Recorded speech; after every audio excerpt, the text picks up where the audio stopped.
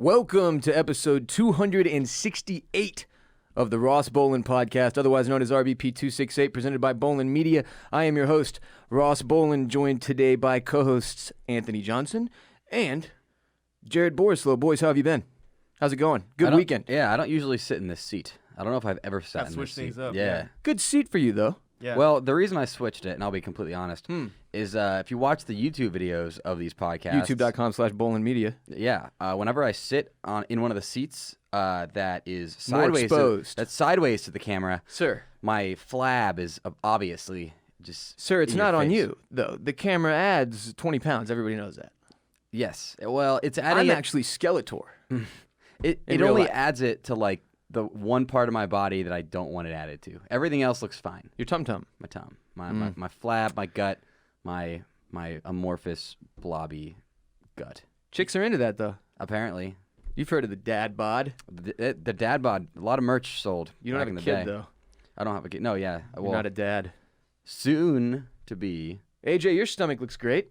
Yo, I'm going off that Monster Energy right now, man. Oh, Jesus. What? Zero Ultra. Oh, God. Yeah, I'm charged up right now. Let's do it.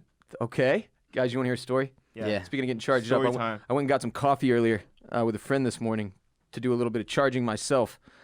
When I came back to my house, it's about a block away, this coffee shop, right? Austin Java. Yeah. Jared it's and I your have been there. favorite Yeah, coffee I shop. love this place. Go all the time. Right next to my crib.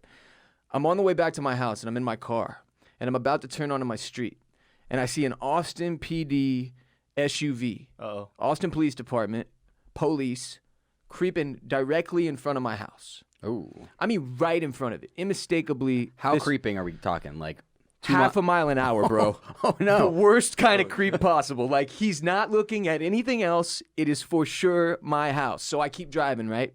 I start to freak out. I call my dad. I'm like, Dad, I've been arrested too many times in my life, okay? And I've been listening to majority rap music for the better part of 25 years, so I'm admittedly paranoid of the police. And I spent 4 years on probation. I had enough one-night trips to Hayes County and multiple night trips to Harris County Jail to where I'm trying to avoid the police at all costs, okay? I call my dad. I'm freaking out. I'm like, just in case, I don't know what's going on. If I get popped for something here, bail my ass out of jail. He's done it many times before. What's one more? It's been about a decade since I got in trouble with the police. It's been about probably 3 years since I spoke to a cop for any reason other than the police who listen to this show and DM me and shit, which shouts, and I appreciate y'all. So I'm freaking out, and he's like, "Yeah, sure, whatever." So I park like probably 400 yards from my house in this apartment complex in the parking lot, and I go on foot. And I've got my coffee cup, right? So I've got an excuse. If they're like, "Why are you walking up to your house? Where's your vehicle?" I'm gonna be like, "Well, I was at this coffee shop, bro. Free country. Get off my dick." Right? Good excuse. So I turn the corner on foot this time, right? And I get a view of my house. Bad news. The amount of cops have doubled. What? There is now a second Austin PD SUV. The first one is parked directly in front of my driveway, blocking your exit. any entrance or exit via You can't vehicle. escape. The second one is directly behind him. They're blocking you in. These motherfuckers are, This right? is the pre-pit maneuver. Like they're Yeah, going to smash your car with their car. Are they swatting me? Like, I don't know what the Dude, fuck. that's what they do on America's Most Wanted. Yeah, it was You're a not. fugitive. This was not good. So, like, I've called the audible. I've parked my car down the street. And if you're listening and you're like, what are you scared of? Like, I smoke very, very stinky marijuana. Yeah, but that's most of Austin, so. Right? But, okay, here's the thing. I'm in a family neighborhood, okay? I'm in a house. My neighbor's got kids and shit. Like, the dude directly to my left is a single guy like me, right? He doesn't have no kids. The guy directly to my right, it's him and, like, his girl. They don't have any kids. But all the other houses around us, kids everywhere. Yeah, they're all Mormon. And the shit, they're not Mormon. The what? shit I smoke is stinky. Okay? It's very, very smelly. Everybody within a 10-house radius of my backyard is aware that I smoke weed. So the way I figure it, it's entirely possible one of these people has had enough. They're sick of me sending smoke signals literally every night. And they're like, fuck this guy, and they call the police. I don't know. Now, it's been decriminalized in Austin, so it's like getting a speeding ticket if you get caught with pot. Would they come for me for pot? I don't know, man. I'm paranoid. I'm flipping out. So what do? I'm wearing sweatpants, Yeezys, sunglasses, and I'm carrying a coffee cup. And I'm walking as confidently but at the same time, trying not to be intimidating. I don't want him to think I'm bum rushing the cars. So I got to be confident and then also shocked. So I kept kind of making like, I kept looking at him going like, as I'm walking up, right? So I've got another 100 yards and I'm still moving and I keep trying to make faces like so that if they glimpse at me, they'll see, oh, he's so confused. He's done nothing wrong. That's like the face of a dog makes when you're holding a treat and they're like, "What? Why are you not giving me the treat?" Like, okay, like what? If you were a boss, you would just walk up and be like, "Yo, we got a problem here." Or... So that's what I did. You said, "Do we have a problem?" Like, what's up? I didn't say that because I'm not insane. But I walked directly up to the cop car, and as I'm walking up, and I'm like doing all my confusing faces, I'm like trying to make this catalog. Yeah. So he knows like this dude's so safe, you know. He hits me with like okay, you can approach, and I'm like, oh fuck, this cop's got a big dick. This is not good. Bullets. This is not good. He rolls down his window, and this bro couldn't be more like ready for me. He's like, yeah, can I help you? I'm like, I live here, man. I'm just, what's up? What's going on? He was like, oh, well, there's a kid walking around your neighborhood with a blue hat and a backpack on. And he just tried to break into this woman's house about 6 houses down. And your neighbor's back door is open. And I was like, my neighbor's back door is open. Oh shit, my neighbor's back door is always open. He lets his dog out. They were like, oh, his dog has no jaw, huh? His tongue just hanging out? Because I guess they went and looked in his backyard. And I was like, yeah, he leaves the door open so his dog can go in and out. They were like, okay, cool. You going to be home today? I was like, yeah, I'm going to be home most of the afternoon. I've got some work shit, but I'll be back. They were like, just keep an eye out. And I was like, keep an eye out? What the fuck? Keep an eye out for a burglar? Now I'm the cops? What the shit? And then I was like, oh man, y'all scared the shit out of me. And I'm shaking. Fucking top pops off my coffee, rolls under the cop's car. And he's like, went under the car, didn't it? I'm like, yeah, no, it's for sure down under your car. He's like, son, why are you so nervous? He's like, you want me to pull forward? And I was like, nah, I'll grab it when you leave. He's like, yeah, I'm not going to be leaving for a minute. I was like, better pull forward then. He's like, okay. So he can tell, like, I'm nervous. I'm not high at this point, by the way. I'm completely sober. I'm just shook. It's the fucking police. I hate the police. I love y'all, respect you, but don't come fuck with me, man. And I asked him, point blank, hey, next time y'all have like a reason to come out here, would you mind parking in front of my neighbor's house? Like, you're checking on his house. Why are you in front of my house? You scared the shit out of me. And then I asked him for a fresh pair of underwear, and I went along my way. Oh.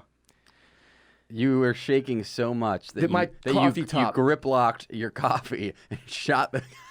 What if he was like, wait a second, are you Ross Bolen? And he just like looks you up in the system. Austin PD, bro. I appreciate y'all for being thorough, checking everybody's houses in my neighborhood or whatever. Holy crap! Don't park in front of my house. Hey, word of advice though, you need to chill with smoking that loud, because like I walk to work sometimes and I can smell it. It's the that's miles away. Well, that's what I'm saying. I just know it's Ross. I walk outside and I just smell it and I'm like, oh, that's Ross again. It's the loud. And like you said, most of the city smokes weed. My neighbor's been smoking that loud lately. It's loud. Look, I've said it before. I'll say it again. Weed's problem remains the same as it's been forever. It's smelly as hell. You just can't do that. It's like alcoholics got one thing right with vodka. They found a way to be drunk all the time without anybody smelling that shit. We got nothing. Edibles. Edibles. Get some edibles. Get a pen. Why don't you just get a pen? Why don't you just get Man, fuck you. It's not the same high. I feel like alcohol does smell in your breath, though. You know what it's like? It's like suggesting to somebody who likes beer, why don't you just slam shots of vodka? What do you mean? That's a completely different method. That's insane. Now I'm fucking wasted. Just take edibles. Are you fucking nuts? Have you ever taken edibles? You just want to take edibles every day, all day? Plus your tolerance builds too quickly that way. And then you go insane. Next thing you know, you're trying to open a plane door while the plane's in the sky. Oh, have you done that before? What? No, not me. Oh, okay. I thought who was that? That was the NBA player, right? Yeah. Who was that? I forget, but he took 3 edibles and freaked out. Hassan Whiteside or something? No. What? Was it Whiteside? It was somebody on the Heat, but he's not even on the Heat anymore, is he? Let's be real. I don't follow NBA. At this point, I don't know. It was D-Wade. Most of the NBA D-Wade. has attempted to take edibles and open an airplane mid-flight at this point, I think. Most of the NBA, allegedly. Hey, speaking of loud, Canada's working on an odorless weed right now. Or I don't know if it's been finished or confirmed or whatever yet. See, so but then they're actually smoking quiet. It's like asking for... Very quiet up there. It's like asking for it's like, I want the smell problem to go away, But then I feel like if they do find a way, I'll feel like I'm drinking non-alcoholic beer when I smoke weed, and it's just part of the experience. I don't know. You know, in Austin, it's almost like pick your poison. It's either gonna smell like weed or like whiskey late at night on 6th Street, because you know that lingers in the air. Everybody smells like a substance in this fucking place. Yeah. RBP 268 is brought to you by Felix Gray. I constantly have my face in a screen from morning to night. My computer right now, there's another 4 screens pointed at me at the moment. I'm staring at my cell phone. I play computer games on my PC. I watch TV on giant screens in my bedroom and in my living room. It's literally 10 hours a day of screens for me. I mean, it is nonstop. And too much screen time can result in tired, dry eyes, headaches, blurry vision, and trouble sleeping. No one knows this better than me. I've worn contacts since I was like 12 years old. By the end of every single day, my eyes are beat to shit. They're tired. I'm staring at screens all day, every day. They're burning. Not since I've been wearing Felix Gray blue light glasses. Felix Gray launched in 2016 with a singular focus to offer the most effective computer glasses on the market with all the quality of brand name designer frames, and quickly became the internet's favorite blue light glasses. Felix Gray glasses filter out 90% of high energy blue light and eliminate 99% of the harsh glare coming from screens. It's freaking awesome, but you don't realize the glare on your screens. Like the blue light thing, great. Protect your eyes. They're going to be way less tired. The second you throw them on, you'll feel the relief. But the glare thing is crazy. Like when I watch movies now in my bedroom with my Felix Grays on, I'm seeing the movie so much better because I didn't realize how much glare all the TVs in my house and my computer screen actually pick up. Felix Gray, great for that as well. Available in prescription, non-prescription, and readers. Unlike other brands who use blue light coating, the cheap stuff that's ineffective and can chip or scratch, Felix Gray uses a proprietary blue light technology that's embedded directly into the lens. They've got you covered with optical glasses for work, sleep glasses in the evening that are clinically proven to increase melatonin secretion when worn leading up to bedtime. That means you sleep better. Why would you buy glasses from a company whose sole focus isn't making glasses? I trust Felix Gray because they make the best blue light glasses in the game. Go to felixgrayglasses.com/RBP and get a pair of blue light glasses from the pros today. Shipping and returns are totally free. That's FELIXGRAY glasses.com/RBP. felixgrayglasses.com/RBP.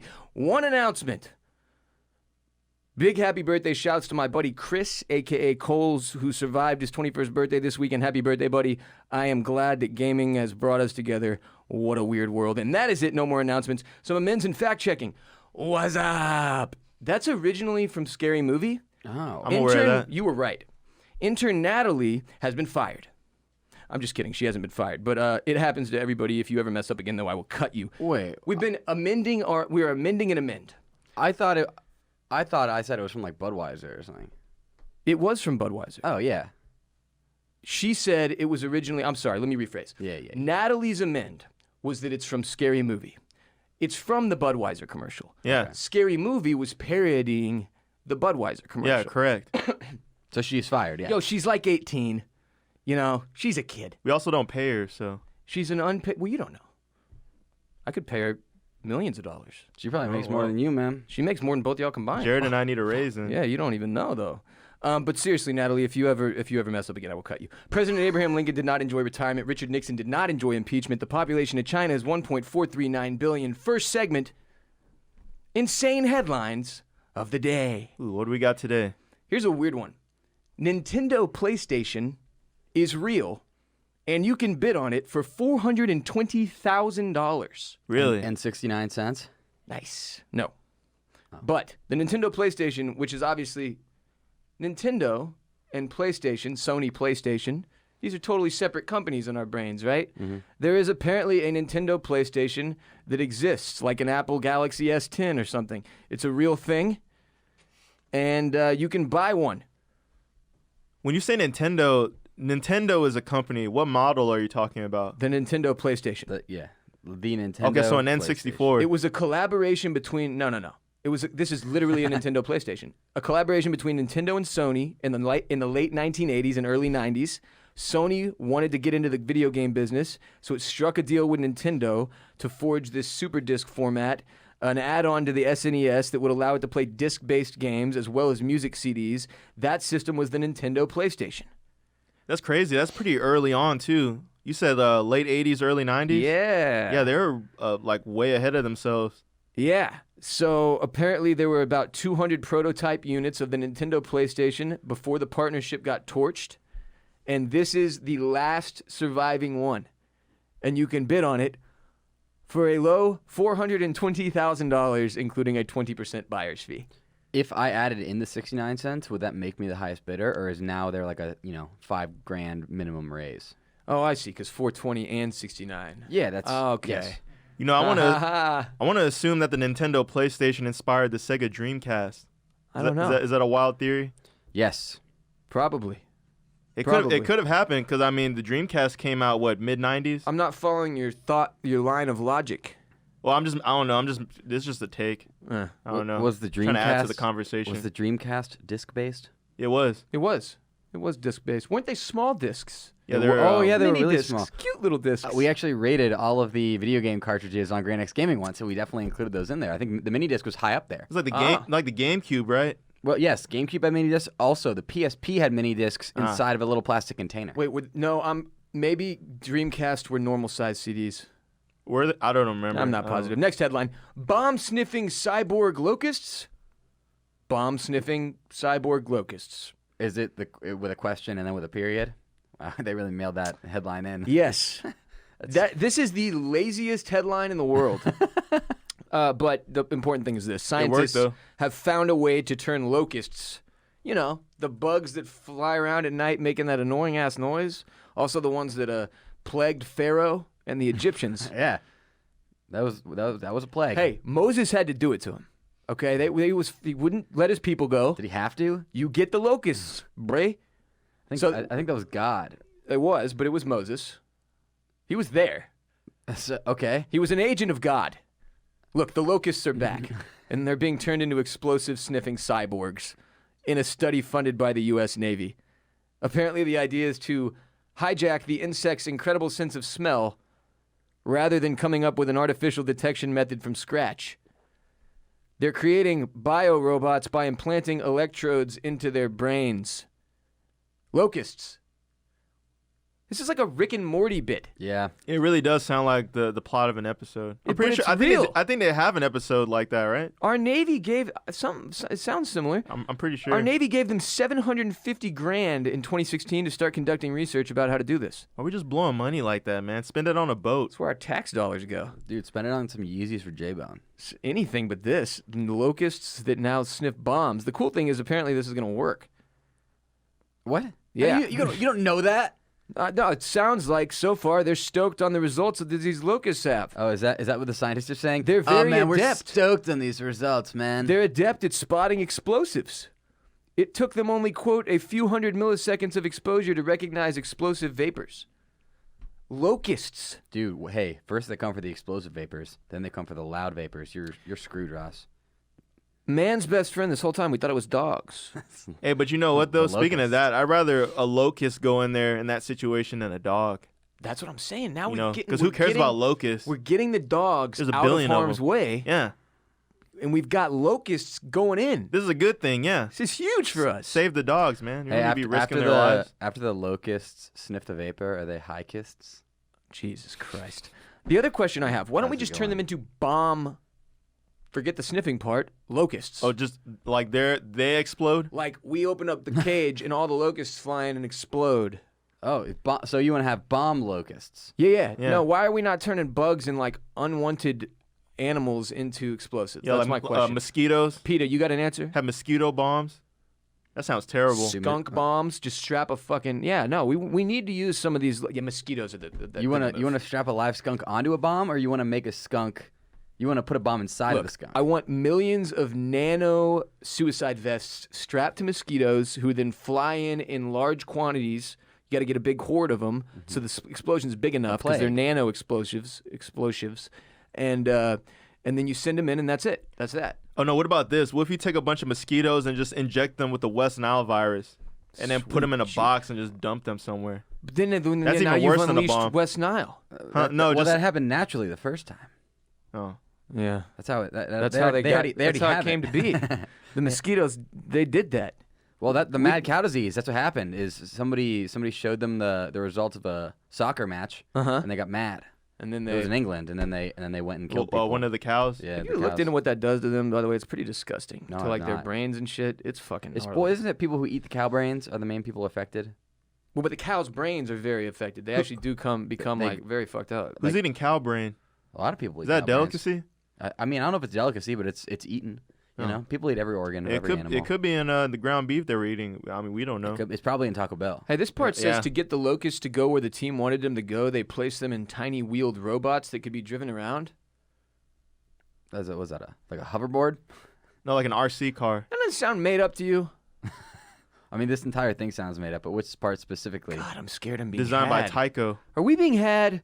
Bomb-Sniffing Locusts. Come on, be like a New York Times.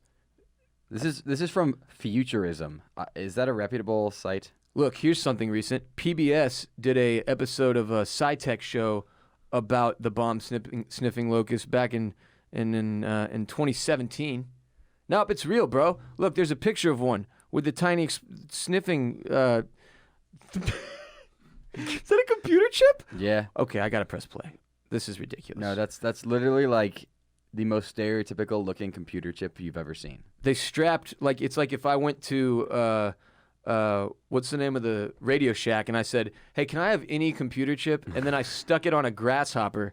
That's what this looks like. I've heard a bug in a computer, but this is ridiculous. Yeah, no. And how is it gonna?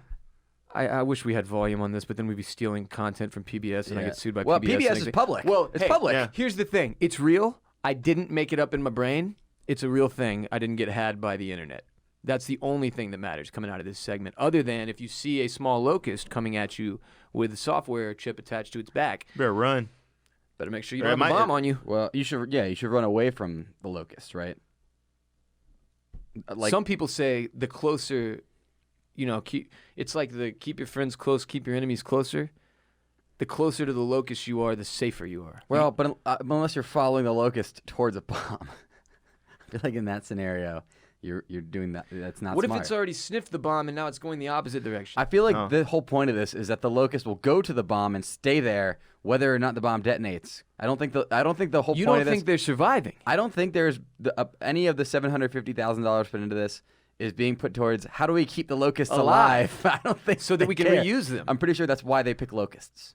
It's because they don't care. Yeah, because there's like a billion of them. Very cheap labor. There are more of them than us. Locusts may be the insect that has been the most universally shat upon in the history of insects. I'm just going to say it. Locust lives matter, and it's a little bullshit that we're just strapping computer chips to their back and sending them in to do our dirty work. Hey, well, go talk to PETA. Yeah, PETA actually, now you're on PETA's side. Look, I don't have a sense of smell, so I can't do it, but one of you two is going to have to. You can't smell? Not really. Well, Allergies and drugs. so you don't even know when you're smoking loud.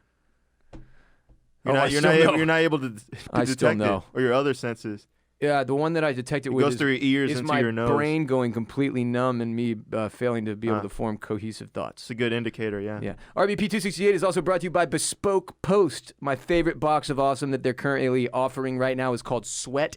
It's a fully loaded duffel bag for the gym, and it includes what else? Oh, first of all, it comes in a few great colorways you can choose from, but it also includes speed shower, face, and body wipes for you to use after you crush a workout or whatever. This winter, start a new routine to upgrade your everyday life with a monthly box of awesome from Bespoke Post. Bespoke Post sends guys only the best stuff every month, so whether you're looking to commemorate an occasion with a champagne saber or toast perfectly aged winter cocktails, Box of Awesome has you covered from style and grooming goods to barware, cooking tools, outdoor gear. Box of Awesome has carefully built collections for every part of your life. I've gotten their Refresh and Weekender Box of Awesomes as well, both of which were truly awesome and are available now, still, as I read this at least. To get started, take the quiz at boxofawesome.com.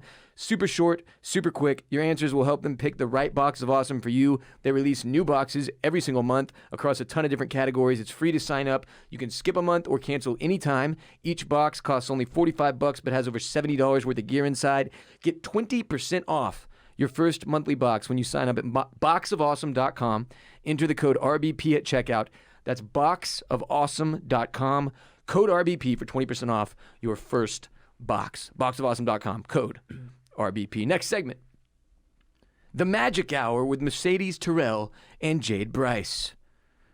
So now we are about to be joined again. We recorded this segment yesterday, so AJ and Jared were not here, but we're about to be joined again for, I think it's a second time, maybe a third. And Ross also said that me and AJ aren't allowed to listen, and so when we do listen to the podcast later, we need to cover our ears up and go, la la la la la la la, I can hear you, la la la. I didn't get that memo. No, I only sent it to Jared. Wait, Oh. But anyway, I think it's the second time. It might be the third time. I'm not positive. That Mercedes, Terrell, and Jade Bryce, the hosts of the MAJic Hour podcast, spelled MAJic, have joined us. They're on a mission to uncover life's most coveted truths with the help of world-famous guests from all walks of life, including health, science, business, love, and relationships, spirituality, fitness, and more. I'm very excited to be joined by them today. We're going to play some, well, first of all, I asked them a little bit about the airplane situation with the punching the back of the seat that's reclined. They were very unfamiliar. I had to show them the video right before we recorded. But then we get into some other stuff. We play a handful of hotline calls from 888-WR-BOLEN that I picked out specifically for Mercedes and Jade to address. We talk a lot about things like, depression, breakups, heartbreak, all these different things. But we rarely have a female perspective provided, right? It's mostly penises in here. And so it was really cool to get a female take from two women who I respect their point of view, and they spend a ton of time talking to a lot of different people to shape their perspectives in a way that I think allows them to help other people similarly to the way we strive to do here.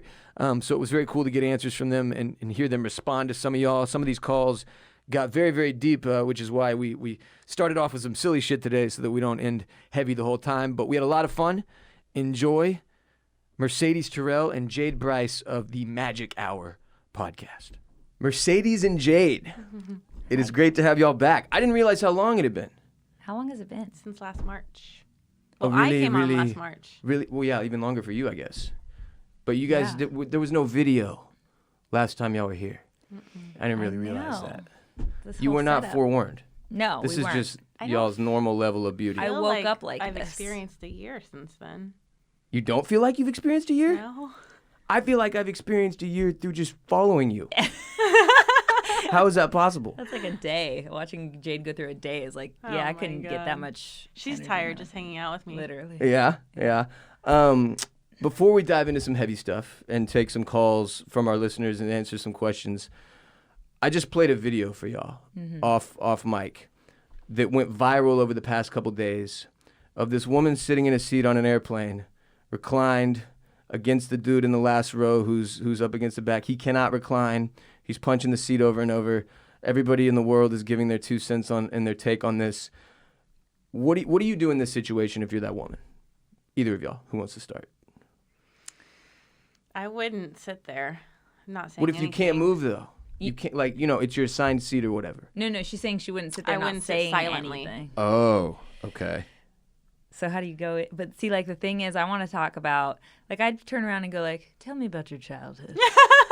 So you try to psychiatrically get to this dude. For sure, I would definitely turn around and the first 3 words I'd say to him are, you are right, which are the most powerful words in the English dictionary. Would you really? This is exactly. I 100% would do this. First of all, I'd sit there really pissed and like aggravated as fuck for like the first 20 minutes of the flight. You wouldn't just unrecline? Oh, no. I don't know. I probably would unrecline and then I'd be pissed about it. I wouldn't unrecline. No way. Even if you're taking the punches though? I would say something to make him stop punching, but I would not unrecline. First of all, I would have thought it was a little kid behind me without even looking. Not a grown balding man. And I probably wouldn't even have looked. I was like, oh, it's another kid behind me kicking my seat. I fly Right. like every other day, so this is a normal occurrence. So like, okay, this is how my flight's gonna go. Act like it's a massage chair. Like, but this lady obviously knows because she's filming it. So I mean, if you know and you know it's a grown man and he's having a little tantrum or whatever, then I would definitely find a way to be like, It's not your fault. sir, you are right. This plane sucks, and I feel you. And if we can come to like some sort of common agreement of like, you want to have a adult interaction with me where you say like, hey, my seat doesn't get to recline. I'm really tall and long-legged, and There you this go. is super uncomfortable. We can come to an agreement. I can go, you know what, bro?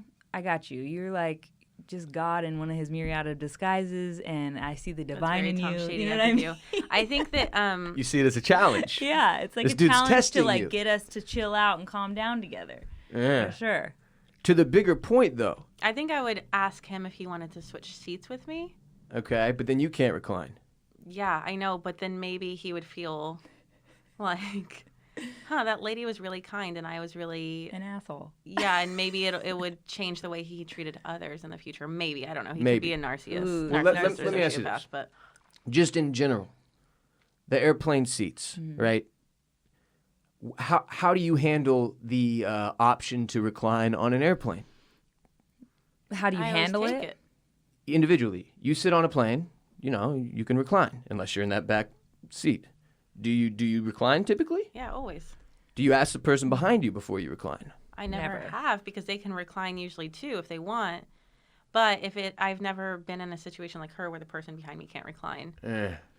Yeah, I don't know. I think also it has to do with how long the person's legs are. See, and, it's the circumstantial. comfort. Yeah. But then that's problematic because people have shit judgment, right? Yeah, and people is just why the feel like, debate I rages paid on. for this seat. I get all of what I paid for. Right. And I don't care if anyone else is uncomfortable about Right. it. If so. you've paid for the ability to recline, a lot of people think you should be able to, exercise I've it. never even thought into the reclining. Oh, it's a I've problem. only ever thought about the armrest that goes in between us Uh-huh. because there are people that definitely don't want that armrest down. Uh-huh. And then there are people who, when you do put it down, they just take up. All that space. Yeah, anyway. they just go over the armrest so that they're still getting as It's much the space as armrest they power want. struggle, yeah. That's the power struggle I have. Yeah. Yeah, the and armrest. Okay. some are to the conclusion that if you're in the middle, you should get both armrests. Ah! I agree. If you got a Do middle you? seat, yeah, because if you've ever been in a middle Oh, seat, it's you the know worst. the karma It's- of this situation. Okay. Please, give the middle seat person who can't even lay their head on the tray or do Yeah, anything. because otherwise you're getting two because you have one on either Right. side of you. That makes sense. So Yeah. if you're on the window, you already got a window, you're stoked, and you can lean on the window. That's a Right. whole thing. I don't like In it. the aisle, you can be I have to- away from people, put your legs out the side, get out quick for I whatever need to be reason. in the aisle. Yeah. I do too. So I do too. But the middle is Struggles, yeah. truly awful. There's nothing more sad than seeing someone in the middle seat of an airplane with their Yeah. head on that tray Yes. on the and it's Feels like sad. You're back making my crunched stomach up. turn. And You know how many times I've been that I've been guy? that. And you're so tall. I've been It's there. just I am so small See? that I can That's why you don't even curl- know about this world of I struggle. can curl like this and use my knees as Yeah, a pillow. that's what I do. Oh, what? Like the a fetal and I'm position very in the comfortable. chair. I'm very comfortable. But my legs don't know how have lucky fallen And you I are. fit asleep. not all planes, not Eh. Spirit Sure. or Frontier, but Right, right. For the most first planes. few years of modeling, I was traveling a lot and sitting on planes and falling asleep like that because I could fall. As soon as the plane door closed, I'd fall asleep. used to. And the back of my leg got a blood clot from doing that. What 'Cause, the know, fuck? yeah, bad, a really bad one. It was massive. My Oh whole my back of my God, leg you was made my leg black. hurt. Can't you die from a blood For clot? sure. You can. I didn't. Here I am, but I'm just saying that's Good. yeah, you Thank stretch fucking- out. For a stand second, up I was once in like, a while. our first Spectre guest. This is going to be interesting. Wait. So, But seriously, you got a blood clot from sitting that way on an airplane from too many sitting that times? way because my legs would fall asleep for hours at a time. And you where were just out. I was out. This is why it's a gift that I Have can't you sleep on ever, planes. though, It is. felt this? I don't know what this is. Have you ever had your head on the tray, Mm-hmm. and then when you sit up, it's like your forehead fell asleep, and it's just tons Yeah. of pins and needles. Dude, that's It's like a- a funny it bone is the feeling. most Desks, painful school thing desks, I have they're really ever hard. felt. It's weird. Especially when you're in altitude of a plane, it's Yeah. magnified. And that one time I thought I was getting I thought I was either doing too much plant medicine or getting too many of the microcurrent facials. And I contacted the spa and I was like, Like, I is think you this should not let normal? people know they can't get your facials before flying. Because I Oh, 'cause thought you it thought was you from had the a reaction. facial. Oh my god! But it was because you had your head on the thing. Yeah, that's a weird feeling. Like the funny bone. There's only a few feelings that level of tingle, weird tingle and that pain. nerve at thing. the Worst. yeah, I don't know I what that know. is, but it's Scared pretty me. awful. Well, thanks for letting me start with airplane talk. I just felt There's a obligated. colonial woman on the. On the wing. There's She's churning butter. Something on the wing. Something. That's your boy Tom wrote that fucking movie, Ace Look Ventura. at you quoting him. Wow. RBP 268 is also brought to you by Native Deodorant. Did you know that many conventional deodorants contain aluminum, which forms a plug in your sweat glands to keep you from sweating? Yikes! Native's deodorant is made without aluminum, so you can feel better about what you're putting on your bod. It's safe. Native deodorant's formulated without aluminum, parabens, or talc. It's also vegan, never tested on animals. It's made with ingredients you've heard of, like coconut oil and shea butter. You wear deodorant every day. Shouldn't you be able to understand what is inside of it? What the ingredients list actually means? With over 10 scents, including their classics and rotating seasonals, you're guaranteed to find one you love. Their classic scents include coconut and vanilla. That's actually their most popular. Lavender and rose, cucumber and mint, eucalyptus and mint. They got something for everybody. Comes in a wide variety of options for women, men, even teens. They also offer an unscented option and make a baking soda-free formula for those with sensitivities. There's no risk to try it. Free shipping on every order, and Native offers 30-day free returns and exchanges in the USA. If you're still not convinced, check out the over 9,000 5-star reviews from happy customers who have made the switch over to Native. I'm using their eucalyptus and mint scent. It's phenomenal. It's fresh. It's beautiful. I'm beautiful as a result. Love me some Native Deode. For 20% off your first purchase, visit nativedeodorant.com. Use your promo code ROSS during checkout. That's NATIVE deodorant.com. Promo code ROSS during checkout for 20% off your first purchase. Okay, so we're going to take some calls from our hotline, the number of which is 888-WR-BOLEN. We get an outrageous amount of questions about relationships, people going through breakups, heartbreak, that kind of struggle. Also, people dealing with depression and anxiety and such. Mental health has always been a subject we've attacked. But I picked a handful of calls that I thought would be good to get a woman's perspective, because obviously I don't provide that often, you see, because I'm not a woman. And y'all are great, and these calls are all right up your alley. So let's tackle. You're gonna want to put your headphones on All though, right. for when we're listening to the calls. Let's listen. And then we'll go from there. I'll play the first one. You ready? Ready. Jade's Not quite okay, yet. Ready. You ready, Jade? Yeah. All right, here we go. Here's our first call. Hey, Ross. Bubba from Ohio. Go Bucks. I got a question for you. I just got to have a long-term relationship with a girl. I wasn't really doing well mentally, so I decided to go get some help, and I really decided to work on myself, and I told her, like, you know, anything like that. I love the girl. Just wrong time. Right girl, wrong time. My question to you is, when you break up with someone, do you have to delete all the photos on your Instagram, Twitter, Facebook, all that of them? I think not, because, like, they're a part of your life, you know? Like, those are your memories. That's what those sites are for, to, like, show people what's going on in your life.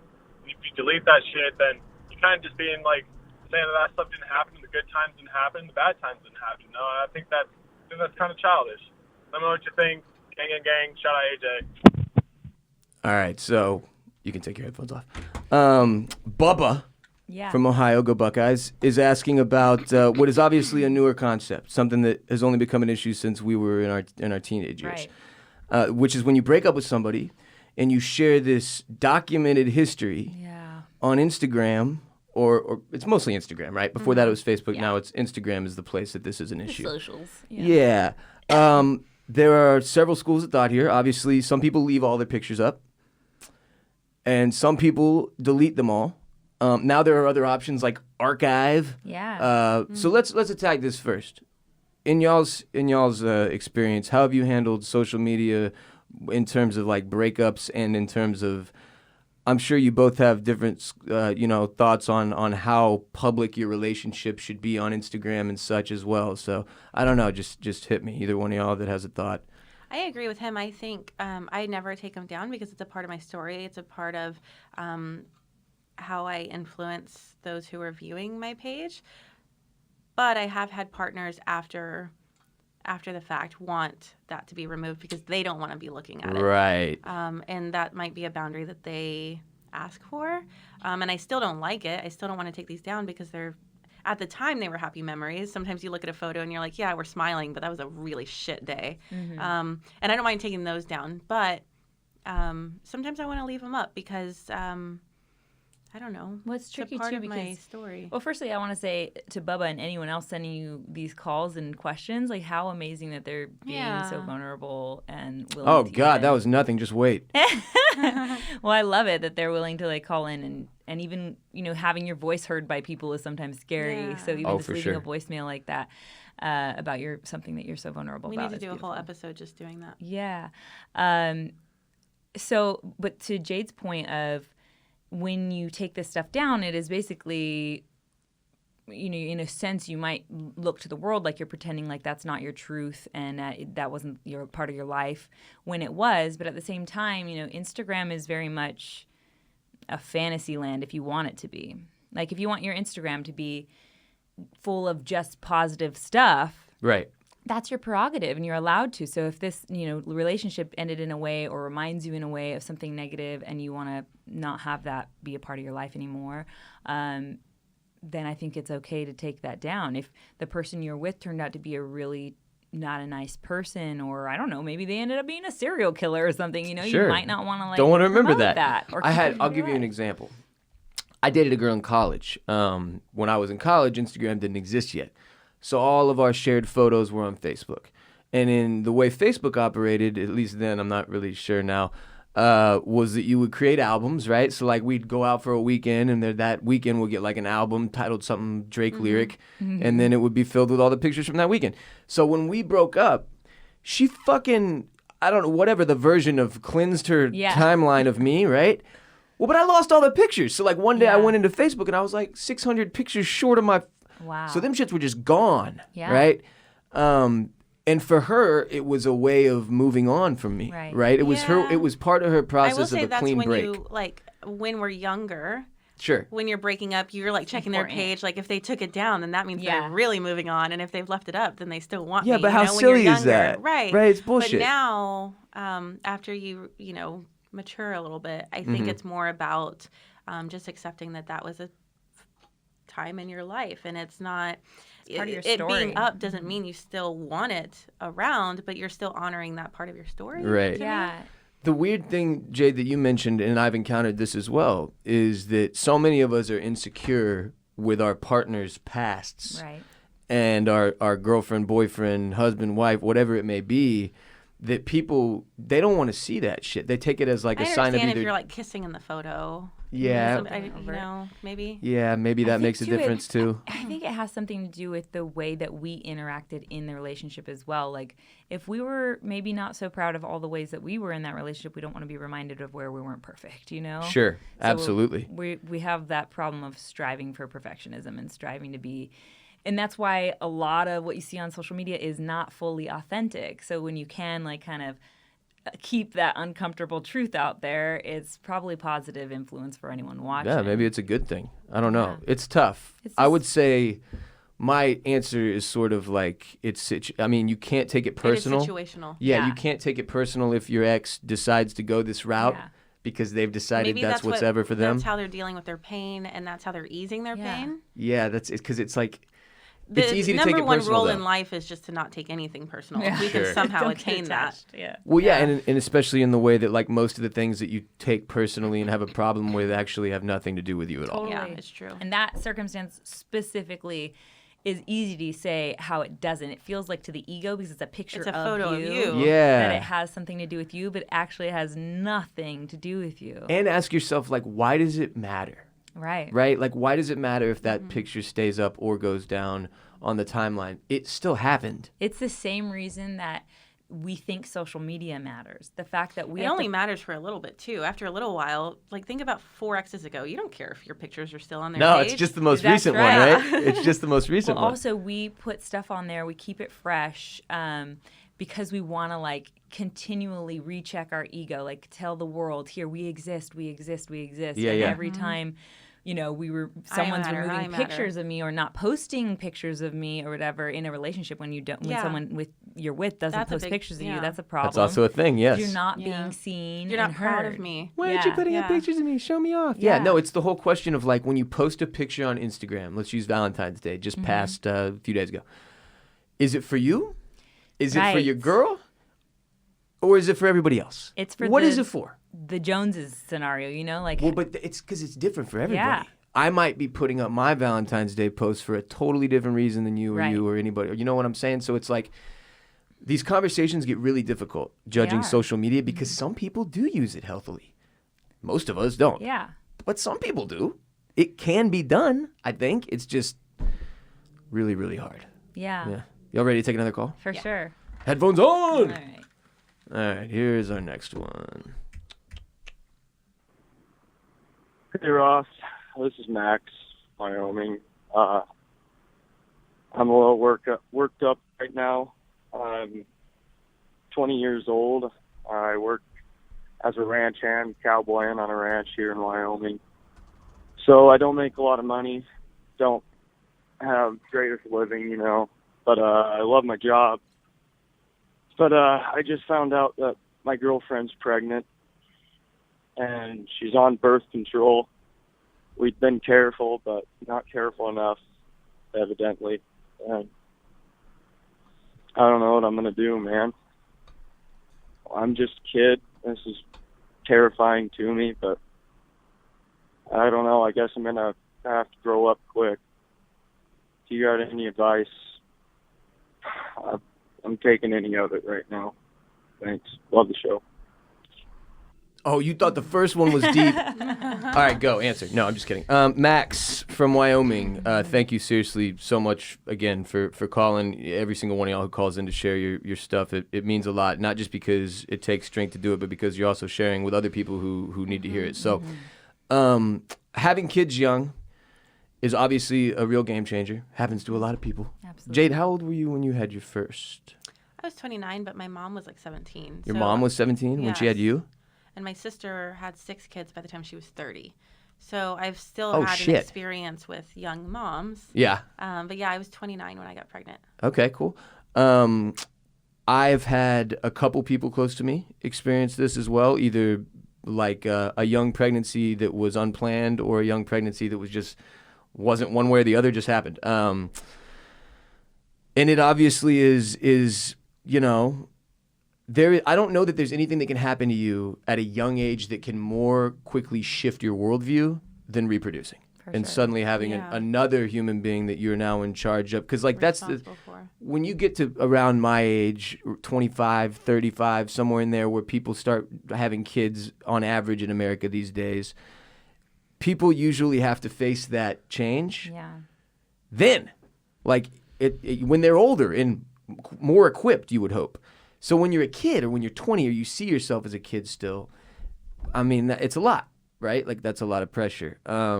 Any advice from Max? At 29. You felt too young at 29. At 29, I felt like I still I don't think you ever feel. I don't think you do yeah, either. that's what I was going to say. Like, I think, at 20, I may have felt even more. But even at 29, or even if I waited till 32, I still would, a couple years later, I still would have felt not ready. I don't think you ever feel ready.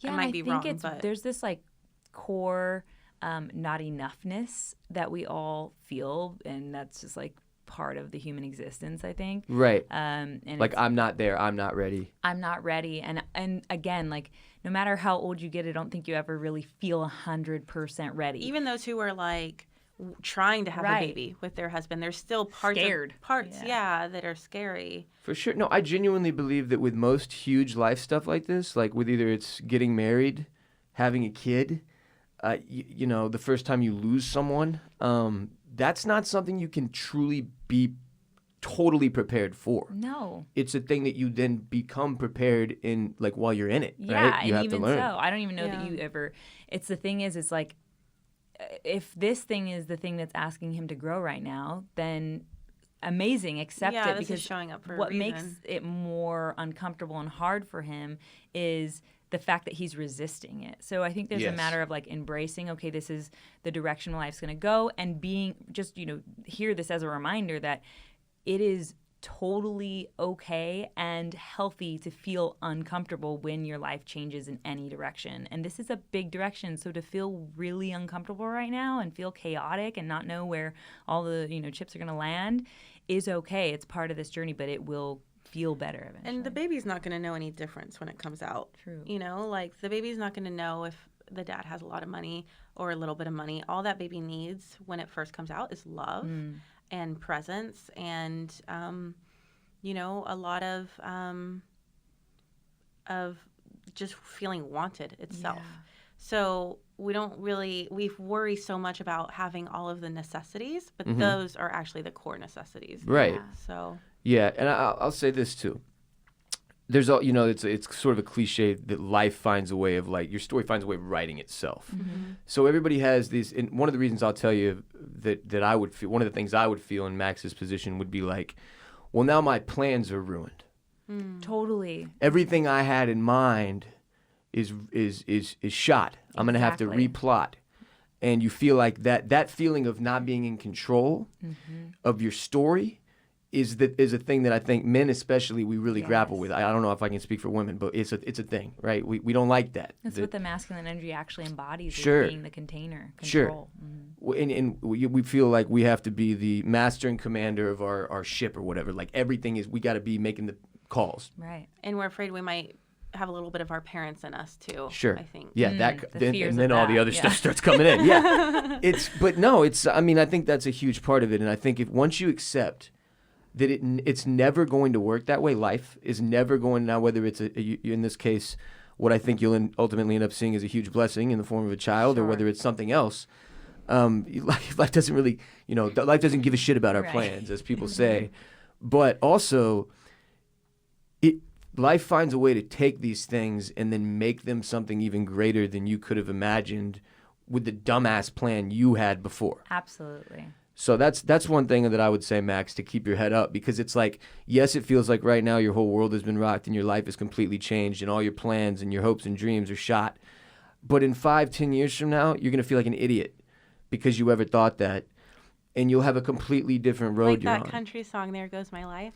I don't know that one. Oh my God. Sing it for us, Jade. Go listen to it. I promise you'll feel better. That's a good It sounds like the exact type of reason I hate country singer, music. Exactly. The country singer might be Brad Paisley. I hope it is. I have to look it up. It's called "There Goes My Life." So he I remember finds this out song. his wife is pregnant, and he's like, "There goes my life." Yeah. And then he's like, Is the last verse he's walking her down the aisle and he's handing her and off he's to her like, "There husband or goes my something? life." Dude. Yeah. And then it goes through the stages of like her walking as a toddler to her room. There goes my life. And Why are you then doing this she's to us going to right now? college, and he's like, "There goes my life." And I haven't What the even fuck? listened to I mean, look at my arms; they're full of goosebumps. I got kids. Why, Jade? So he may be saying right now, "There goes my life," but he will say it plenty more times looking at the child walking away from him. It's going to do basically something. inviting more love into your life, which Babies is are a something blessing. we all don't realize that we can even absorb thing. more of. We don't even realize it until it's happening, and we're like, "Holy shit, I'm totally in love with this piece of my life." And that's I think what a child is another layer of love in your life. So maybe seeing it that way, and just uncomfortable party right now is just something that is passing, whereas the love is something that'll be enduring. I can't believe we just got a Kenny Chesney. Kenny Amazing. Chesney. Kenny Chesney, There Goes My Life. I wanted it to be the long eyelashed Brad Paisley. No, it's man. Kenny. It's from When the Sun Goes Down, his 2004 album. Oh, he got nominated for American. Okay, first of all, let me just say this.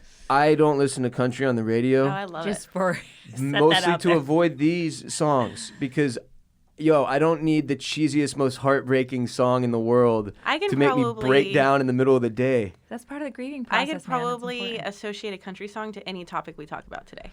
Okay, I'm looking forward to challenging you on this. Now. Wow, and I will not be You're not going to in tune participate? with any of it. I won't have any idea what she's talking about. I'll listen to Texas country, but I'm not like a country, Willie a radio Nelson? Is that country guy. Texas I mean, country? no, like Willie Nelson's just like classic, Folk. old school Yeah, you country can't at really this put it point. in I don't the know what same he is, just a legend. genre. Texas country is like when I was in college, it was like Roger Krieger and Okay. like Reckless Kelly and shit like Yeah, that. I'm not I a don't big- even know if either of them are from really Texas. into it. Yeah, I listen to rap. Yeah. You ready for another one of these? Yeah, let's go. All right. Numero Trace coming right up. Hey Ross. So I've kind of been going through some shit recently, and I feel like every turn I make, I'm making the wrong turn, and every time that I've been trying to get back on my feet, something else just keeps popping up, and I know that's how life works itself, but just been extremely down, and I don't really know what to do. I don't know if I should start trying to talk to someone and get some actual help. I just don't really know what to do. I've been listening to podcasts for a long time, and I know y'all have got like a bunch of segments talking about help and what to do, and I've been doing a lot of it, been exercising, I've been around my friends, been around my girlfriend, and I just feel like I can't really talk to them about what I've had going on. So just let me know if you got anything else. Okay, so first of all, excited to hear y'all's. Okay, he listens to my show, right? Yeah. this guy hears all the things that I say. He just mentioned most of them. And so often when we have people who call in who are struggling or who are broken in a place like this, it's funny because you actually end up hearing them give themselves so many of the answers during the call. But that being said, it's sort of an easier said than done thing. Also, I know on the MAJic Hour, y'all talk so much about different ways to handle darkness, situations like this, depression in particular, and ways you can dig yourselves out. Ironically, the first time I ever had y'all on my show, Jade, I think you were speaking to your bouts with depression in the past, and it was something that at that point I had never experienced. I wasn't familiar with it. I had experienced anxiety and panic disorder, but never had a bout with depression at that point. And since I have, so now I have a pretty good understanding of how it works, or a better understanding than I did anyway. So I've just been excited to speak. Depression, sort of like, beyond. He knows he needs to get out and exercise. He knows he needs to socialize. He knows all these things, but it's like, what do you do when you're in that place and you have no motivation to do any of that That's the shit? last things you want to actually do, right? Right. And I think that idea of darkness, first of all, or we label it depression in our culture right now, and if you think of something depressed and it's literally being held back, and usually that is because we have stuff that's bubbling to the surface that we're trying not to look at, so we continually push it down. Sure. This is totally subconscious.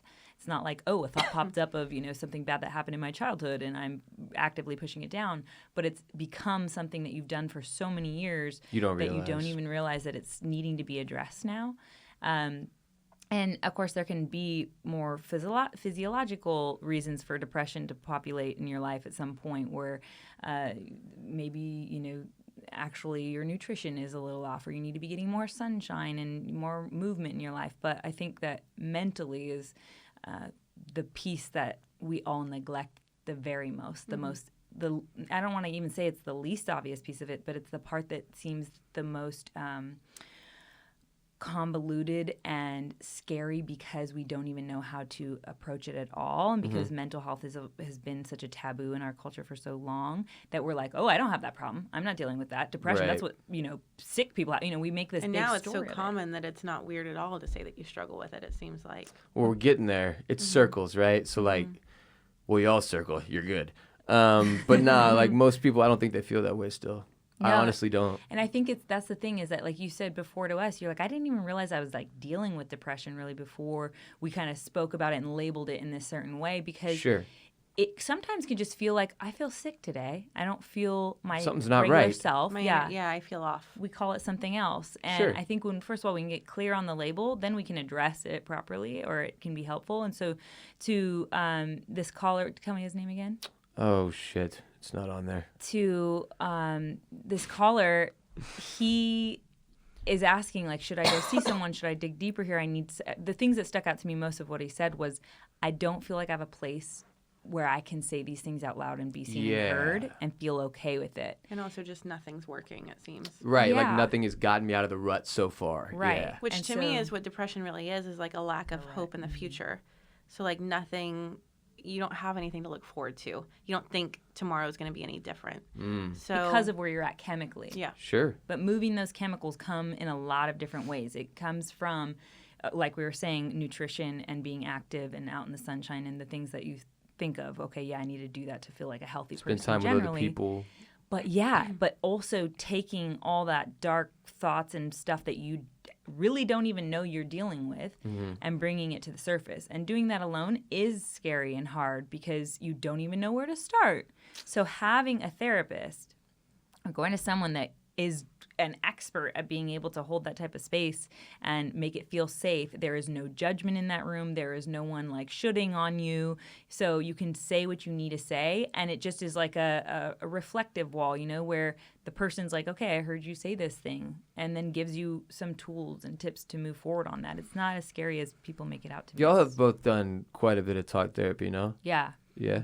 I mean, and on the show, we talk about depression and anxiety almost every single episode. Oh, sure, yeah. And we have a lot of psychologists come on and do sessions on us on the show live. So that's kind of... Y'all have therapists and psychologists coming on all the time. Yeah. It's one of those things, especially, again, for men. Dudes don't think that it's A, it's okay, or B, that I don't need that, or that makes me weak or a loser or whatever. And yeah, I think we're making progress, and it's gotten better. Should we talk about that this week on the show? How that really, this is a taboo topic, but like how that kind of starts with circumcision. Like we're like cutting off the most sensitive that's part. Good. Now she's going to bring that up. And then we're like cutting off their God, most why? sensitive part. And then it's like it gives men this feeling of like they're not allowed to be sensitive. It like I'm subconsciously not touching goes, that. She's Not just, touching okay, it. so but because that's a deep dive to go all the way there. But Just jump to the penis. the point and the is cutting that of it. from the very beginning of a man's life, and as far back, like Jade's saying, could be as far back as circumcision, literally like day 1 or 2 of your life. Sure. We are telling men not to be sensitive, whether it be cutting off an actual piece of your body that's extremely sensitive. We're just telling you to take it like a man. Yeah, don't cry and be all a these tough, things. Yeah. There's like a hygiene factor in there with the dick, Well, right? no. Well, away from the listen dick. to that no more episode. dick. Yeah. No more dick. No more dick. Another episode. You could listen to I'll, that I'll come on episode. y'all's show and we can talk about circumcision.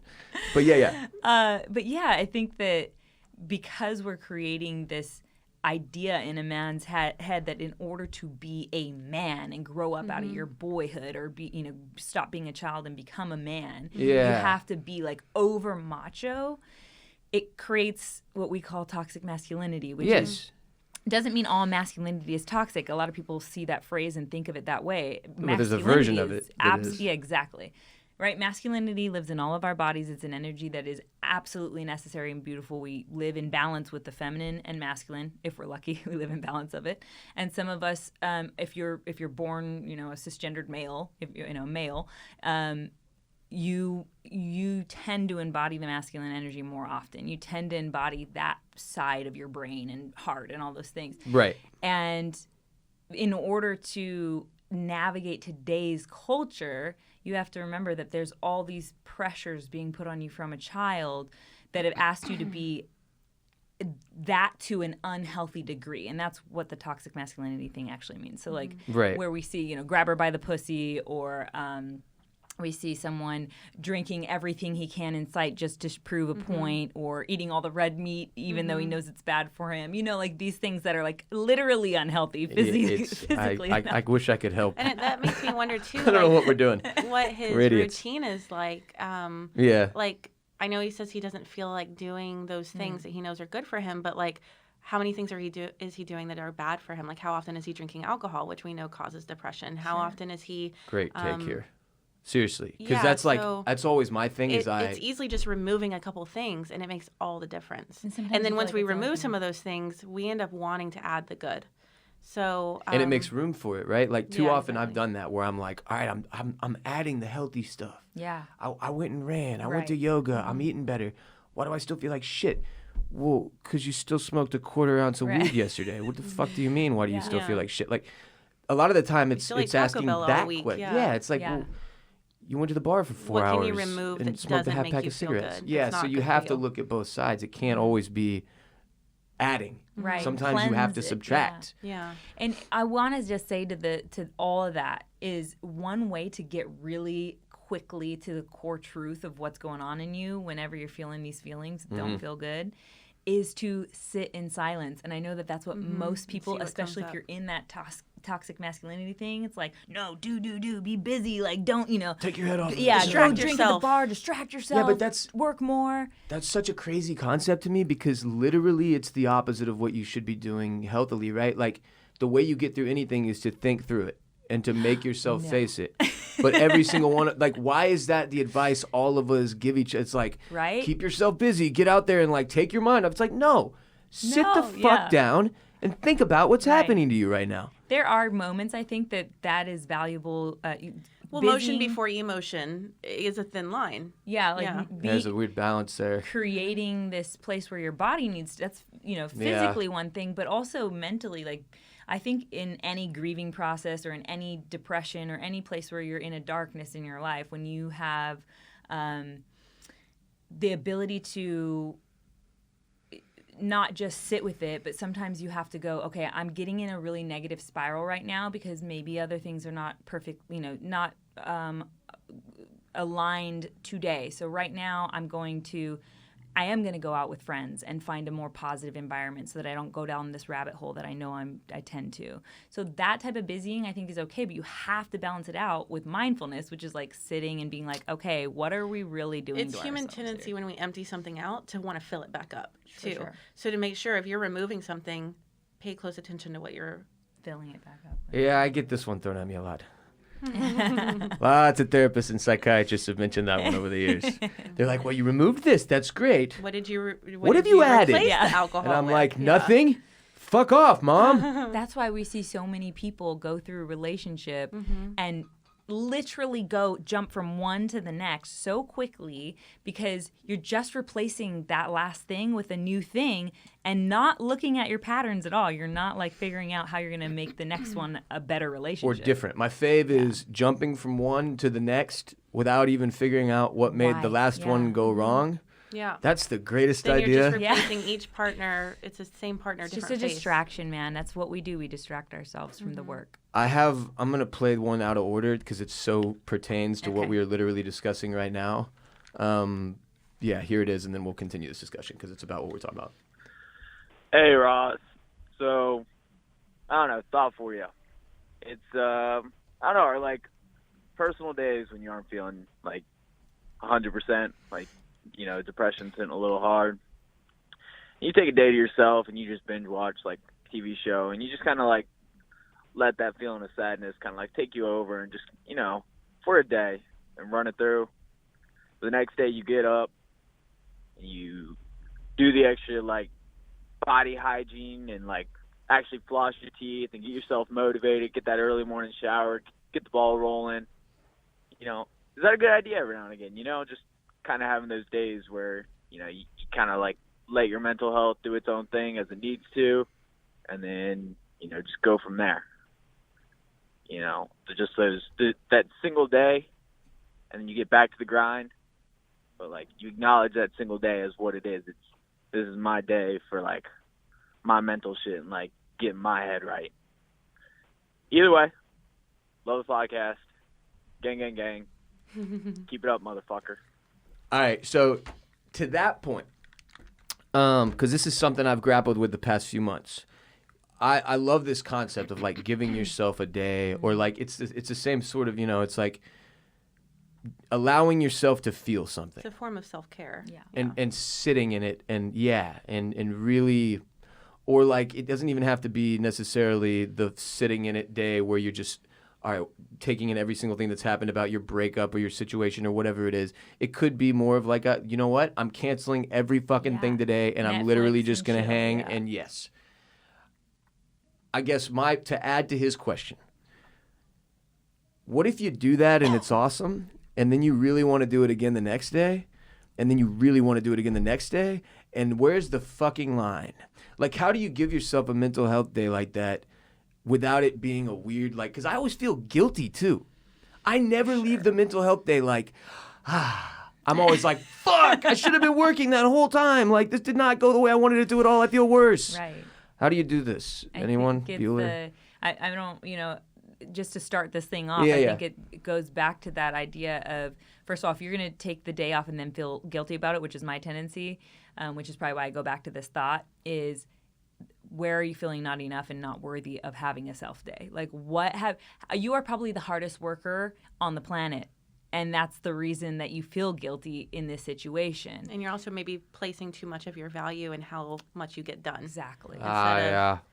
Instead of just Yeah, that's a weird. See, but that's like, it's all about, again, I talk about perspective a lot because you don't, that's not a thought I would have, right? That's not a way I would ever look at that. Like, and you have to have that stuff introduced. Yeah. So that you can remember, like, shit, am I just way overvaluing, like, work as a means of productivity and, like, my only goal to happiness? And in a lot of us, that ends up being the case. I think it may be a slippery slope too, but if you're going to take an off day, you're going to take a, self-care day, if you have those feelings of like, I'm not going to get enough work done, it's going to be non-productive and da-da-da-da-da, maybe figure out a way to work something into the day that feels like, okay, well, instead of, the regular show I would watch on Netflix, I'm going to watch a documentary that's going to fill me up in a different way, that's going to feel Right. in a sense. That can be a slippery slope only because I'm the person who's like, now I'm doing work on trying to solve this problem in the world. And like, when you know, our culture likes to opens up. say, when they're like, oh, how are you? I'm so busy. Yeah, like the absolutely. more things that we're doing, it's like a humble brag, but it's like the more things we're doing, it's like the more value we think we have to offer. Yeah, it's the, and so it's like when we have a social very media full too. calendar, then it's like I'm needed. I'm so important. Yeah, I'm needed. I'm important. And whereas like for me, I caught myself filling my calendar so much if I don't have a podcast episode that night and then I have a session and then I have to do something. Totally. So I started making it to where Wednesday nights I just write the word relax all the way across it. And I will say that like sometimes on that night I'll like binge watch a show like You, like all of it. I do. And then I'm the like show on You. the season 2 finale. I'm done. Literally right I'm now. done. I finished it very quickly. I'm not proud. I'm not going to tell you when I started, then, you carry that guilt for both of us, all right? Yeah, I blew through season 1 and 2. I loved it. I don't know how to explain it. I love it too. But It's I was really a well huge done. Dexter person. So was I, and then when he became a lumberjack at I the didn't have end, closure there. I didn't have I think I needed I think that this is my I Dexter think now. Joe is giving me closure. I'm not joking. I think most of the audience is Dexter people who were like, It all is. we We're didn't all- get what we this needed. is our rebound. Yes, that's absolutely This is what's our happening. rebound, and turn- luckily a season 3 is coming. If they Hopefully we're turn not Joe down into a again. lumberjack, I'm never watching TV again. I'm out. No more television. But back to what we were talking Back about. to, yeah. Yeah, anyway, no. I mean, the other thing I'll do, though, is like I'll give myself a mental health day. And then the problem is I'm depressed and I'm in charge of the mental health day. So now I have a depressed person planning a mental health day for a depressed person. And what I'll do is depressing shit. I think that's okay sometimes, man. It is Yeah? okay. It's okay, like on those Hey, days. Ross. It's okay to do So- something. I don't know what I pressed a button. Sorry. Keep going. No, I agree though. I think it's okay to do stuff that does distract you from that, and then pick it back up tomorrow and move from there. Like you need to give your mind a break before it snaps. Yeah, you know. and earlier we were talking about like what the processes of sorrow look like, or grieving, or these places that we have to allow space for in our life. Because if you're the person who says, I'm never going to cry, I never cry, we all know that turns you into something you don't want to be because you are not letting that stuff out of your body. So having a day where you're like, okay, I'm going to allow myself to feel shitty if that's what I want to do. And I bet you'll probably start the day off, all right, I'm going to like really get into the darkness. And that's cool. Like cry it out, do what you got to do. And it's going to probably move through your body. You'll feel relief. Yes, you'll be like, oh, all right, cool. Now I can actually watch my show and enjoy myself and figure out whatever else you want to do with the day that feels good. So I've done that probably, I don't know, 10 times this past 4 months ish. And that shit's crazy. So like at the beginning of the day, I'll feel like shit. And I'm like, I'm going to go through this, face all of it, whatever, like cry a whole bunch, just be sad. Yeah. By the end of the day, or like it's usually actually somewhere like in the early afternoon, I'm like, fuck, I feel 100 times better. Like just facing a bunch of the shitty stuff that's been in my head or having the time to really unpack it. And so I think with like, people don't give themselves enough credit. With really tough situations, you need time. For sure. Like you have got to be able to sit and heal and face shit and figure it out in your head before you have any chance of moving on healthily, right? But to Jade's point about glorifying, the glorification of busy, the word busy in our culture, if we always are just, what's next? I got to get to the next thing. I got to do this job and finish this and get to the next. We don't tell ourselves it's going to take at least this much time. And it's going to take probably more than that much time, by the way. So whatever you're thinking time-wise is going to take more than that. And that's okay. We don't have to get all that shit done that we think we have to get done. It also puts us in the mindset of as soon as. Well, as soon as I get here, or as soon as I get this done, or as soon as I live here, that's when I'll be happy. And it's the never-ending chase. And then we never get to that place because we become the as soon as. Let me ask you something. Every smart person ever, every successful person ever, every respected person ever to have a successful walk of life gets to the end of it and tells everyone else in the form of a book or a podcast or some genius quote that they wish they had spent less time focused on the stuff that didn't matter, Right. Yeah. being work and being things that we all, like you're speaking to right now, jumping from thing to thing to vacations, the stupid fucking, the things that we did for reasons that weren't the right reasons. And yet all of us still sit in our society where those are the things driving every single one of our goals without ever really rehashing that. Yeah, Like, what is that? We are, first of all, the reason that humans have done the amazing things they've done and, built all we've built and built this. We have that drive.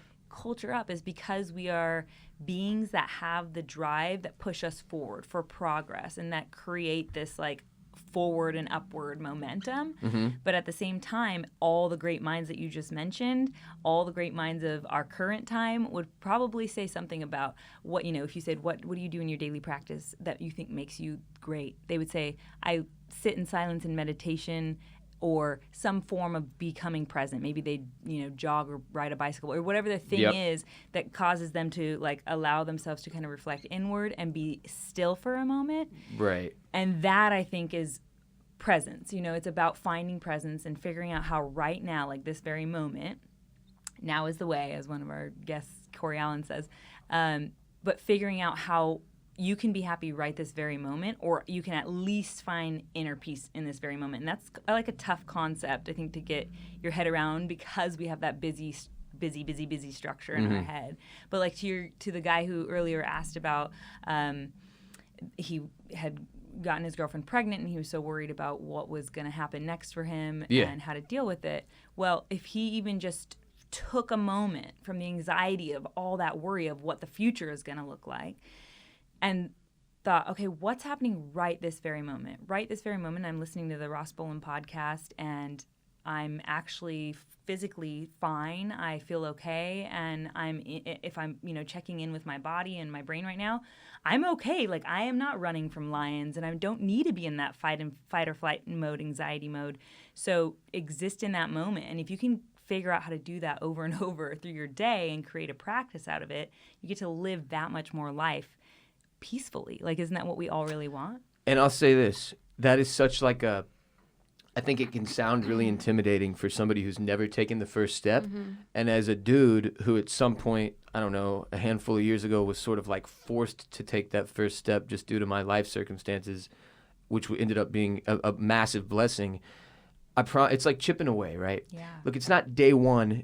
You wake up and you're as enlightened as these two or something. Like it doesn't work that way. Like you go in, you get a day in where you allow yourself to think about a couple things that maybe you were too scared to think about before, like get to know yourself a little bit better, and then you build on that the next day and the next day. And like eventually you will get to a place where you feel like you have a much better, like it's one of those things where it's lame, like to know yourself, but so many of us don't at all. Isn't that so silly? Which is so weird because like how could you, it all comes back to, for me, it's like, the concept of not being able to love anything else until you can love yourself. Right. And then none of us ever really work on that. And then we wonder why we have problems. Absolutely. And it's like fundamental shit like that slips now that kills me. And then I don't know how you stop it on like a nationwide scale or whatever, but like, the conversations help. Yeah, and then so many of us also can't get to that point of loving ourselves because we're holding so much anger, unforgiveness, and hatred towards other people that it's permeating our being. And it affects how we see ourselves. See, I've always done it with me though. Mm-hmm. Like I had all this anger and resentment and guilt and hate, like for myself, not for other people.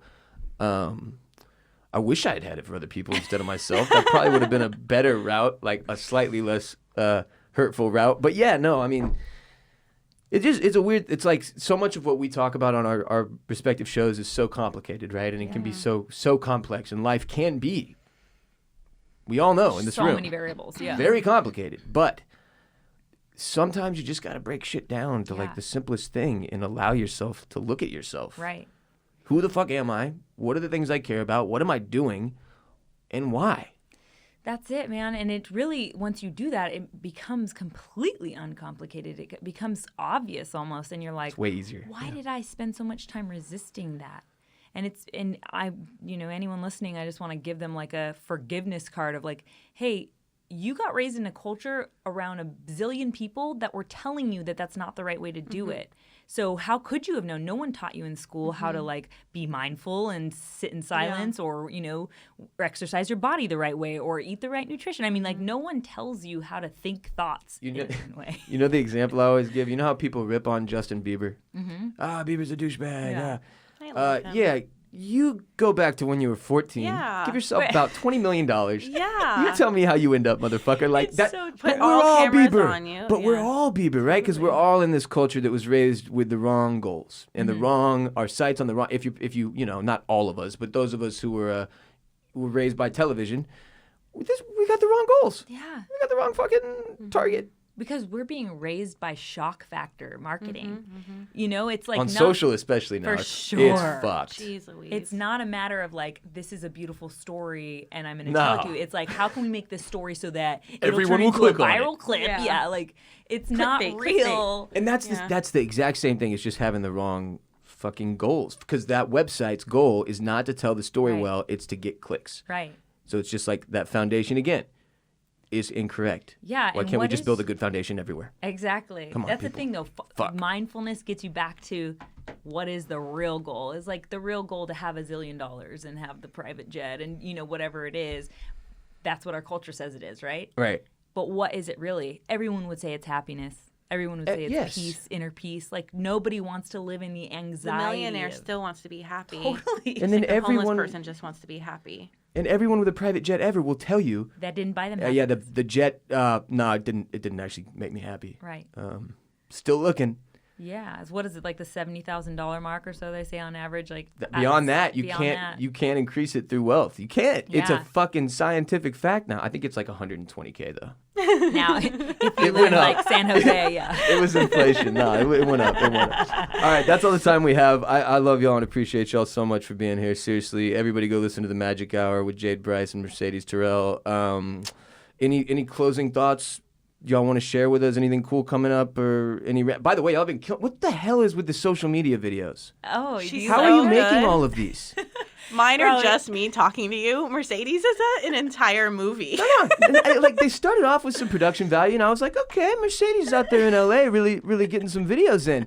Now it'll be like you come out in lingerie on one side, and then dressed as a man with a beard on the other side, and I'm like, I don't know what's happening, but it's getting very very strange. Why am I still turned on? Now I have to watch it. Now I'm having to watch them with sound. We call that man-sadies It's when I come with yeah. a beard. Mercedes. I there's have a your- picture of her dressed as a man on my fridge because it makes my day. I mean, I Man-sadies. don't know what to tell you about it, but I had some like She was a director in a past life. Yeah, Jade does past life readings and stuff, so that Yes. maybe that like she told me I was a director in a past life, And you so ran maybe with I was it. like, you know what? How about this life? But no, I just started writing scripts out of the blue. Okay, I also wanted to just this will tie in, I promise. Sure. When we were talking about pretty much all the questions that these guys have asked, but especially that last question that you brought through about sitting in a day of depression, if that's cool, or like sitting with your thoughts, or like hanging out and taking a me day. That doesn't have to be, by the way, depressing. It can be a really great, just chill day.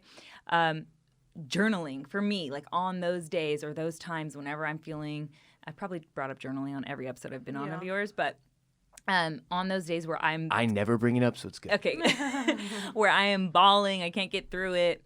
And my husband does the same thing, by the way. If he is having a hard time, because I'm assuming you have a lot of male listeners like we do. Yeah. So I like to have that, at least that's a little balance.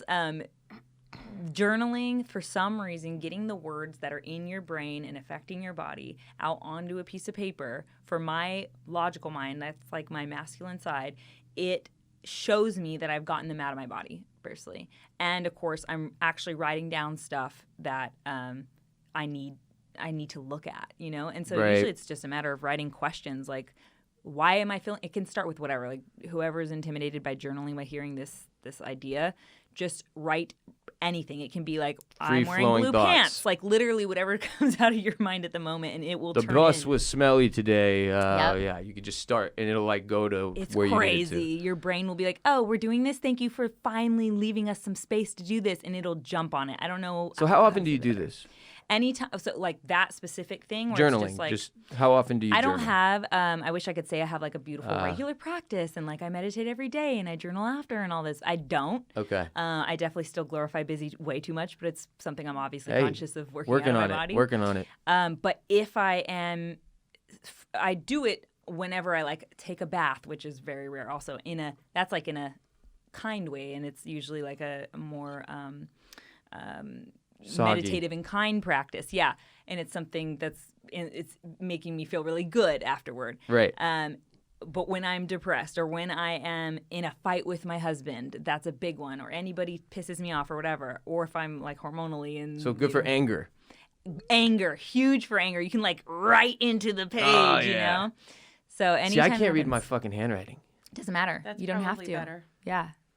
You don't even have to worry about Shit, burning that's your a good journal. point. Yeah. Because it's not even about you reading it back. It's about just getting the thoughts it out. out there. All right, I'll be honest with you. It's one of those things where this is one where I know I need it, and like I'm a writer, so it's insane. Yeah. I never, ever, ever do it. Ever journal. I've done it like What twice. about into the computer? I think the first time I did it was after the first time y'all came on, and I maybe did it one other time a few months later when I was Yeah. having a rough day, and I literally have never done it.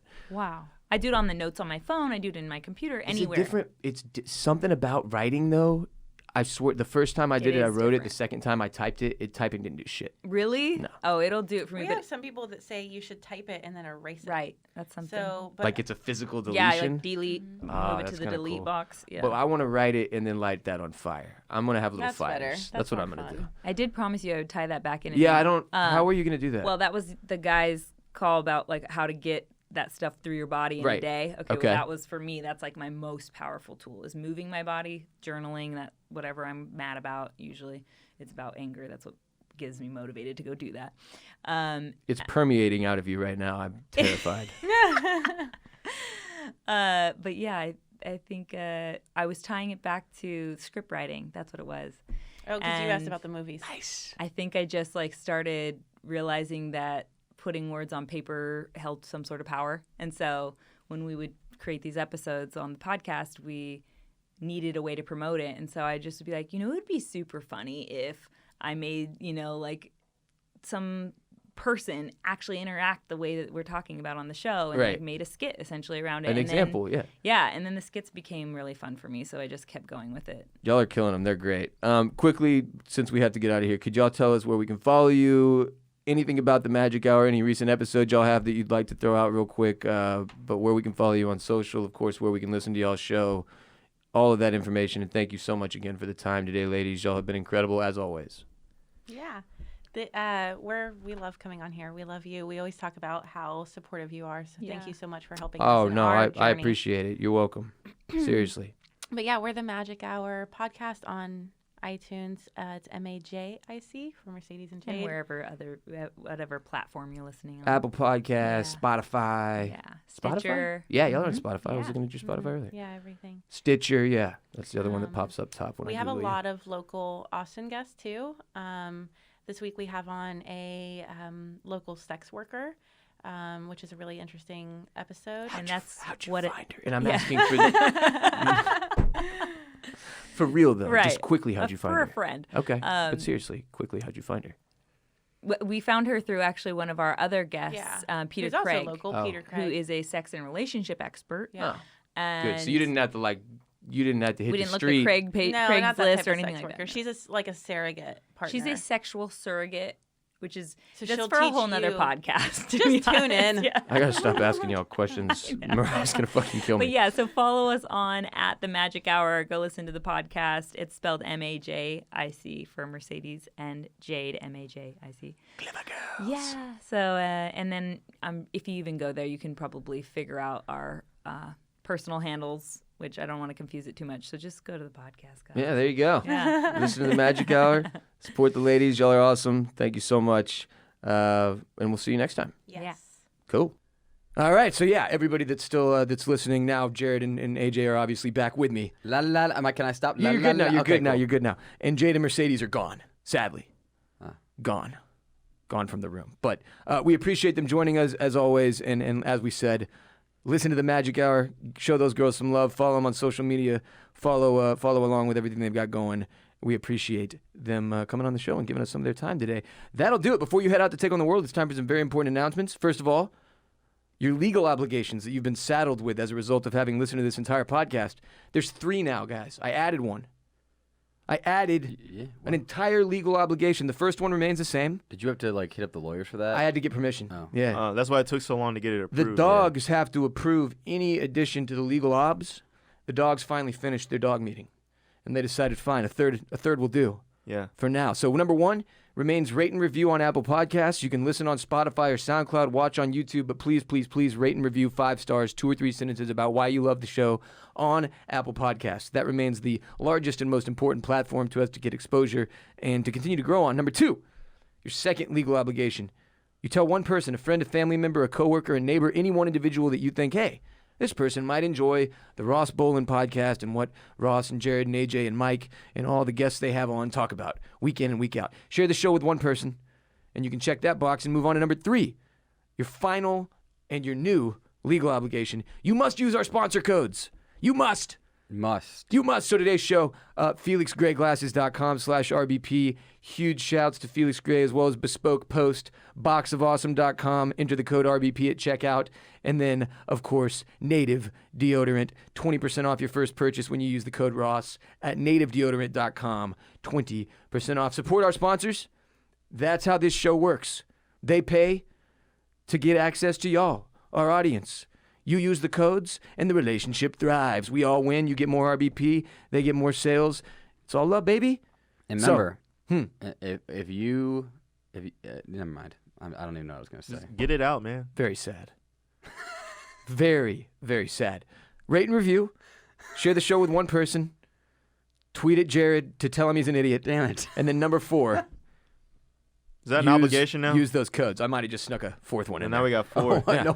Follow us on You didn't hit up Instagram. the lawyers for that. At the I just did. They, Executive decision. Look, I have an earpiece in. You can't see it. It's on this ear, so they can't see it. You can't see it. You don't know.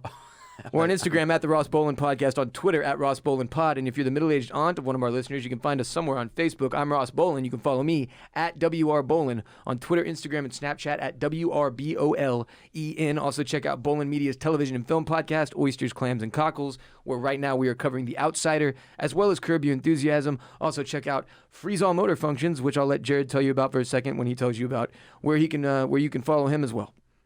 Oh, is that right now? You. Oh, now. okay, yeah. Follow me at Jared Borislow on Instagram, at Jared Borislow on Twitter.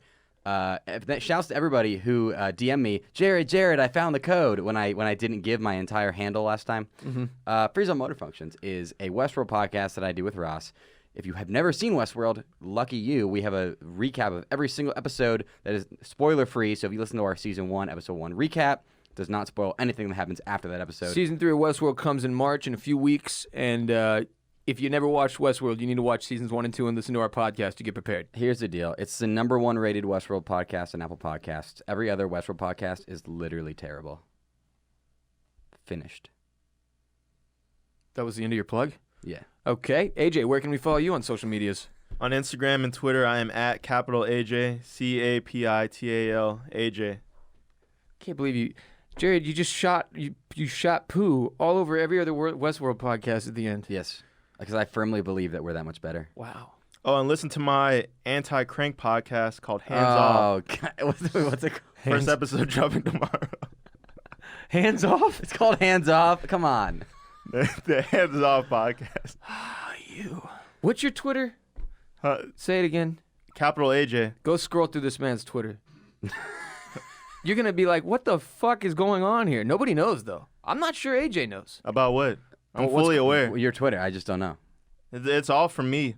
I don't have anyone else running it, so. That wasn't the question. I know nobody else is running it, but it's just, it's a confusing place, AJ. There's a lot of takes. There There is. And I'm sure that will spiral into a whole nother conversation if we were to continue on that. I like where you've taken it, and I need to see more people arguing with you about your crank takes. That's what I'm trying to get at. That's what I want to have. And porn takes now. Crank and porn takes. Yeah. Very controversial. Yeah, it is. It's just a strange place. But it's a good place, at capital AJ. You guys are just heathens. Hey, look. You'll see the light one day. You'll never hear me arguing otherwise. I firmly agree. Couple of delinquents. That will do it for RBP 268, recorded and produced by Mike Moody and Grant Davis at Permanent Record Studios in Austin, Texas. We will be back Thursday with episode 269. RBP 269 Nice. coming Thursday. Podman gets paid. Respect, Mr. Park. Strength and honor. Gang, gang, gang. Peace be with you. And also with you.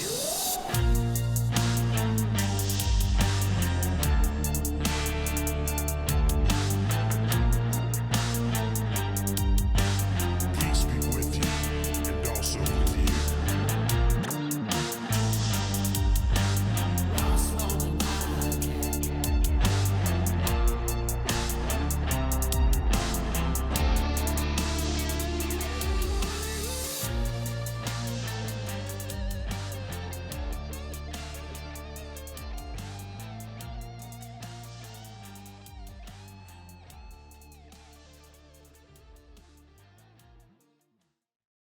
go, baby.